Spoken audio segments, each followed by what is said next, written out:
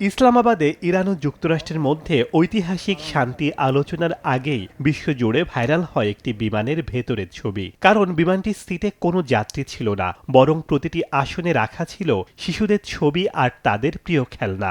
১৬৮ জন নিহতের স্মৃতি নিয়ে আকাশে ওড়া এই বিমানটি আলোচনার টেবিলে যেন এক নীরব শক্তিশালী বার্তা।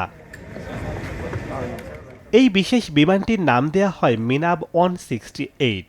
বিশ্লেষকরা বলছেন এই বিমানটি কেবল একটি যান নয়, বরং একটি চলন্ত স্মৃতিস্তম্ভ। ২৮ ফেব্রুয়ারি ইরানের মিনাব শহরের সাজারাহে তৈয়েবা এলিমেন্টারি স্কুলে ক্ষেপণাস্ত্র হামলা চালায় যুক্তরাষ্ট্র ও ইসরায়েল। সেই হামলায় নিহত হয় ১৬৮ জন, তাদের মধ্যে অধিকাংশই ছিল শিশু। সেই নিষ্পাপ শিশুদের স্মৃতির প্রতি শ্রদ্ধা জানাতেই বিমানটিকে এভাবে সাজায় ইরানি কর্তৃপক্ষ।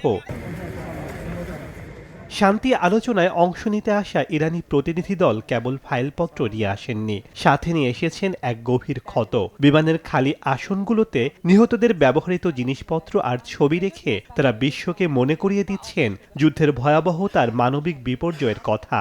বিশ্লেষকরা বলছেন আলোচনার টেবিলে বসার আগে এটি ছিল যুক্তরাষ্ট্রের প্রতি ইরানের একটি মনস্তাত্ত্বিক ও আবেগীয় বার্তা। শেখ সাদি মারজান, সময় সংবাদ।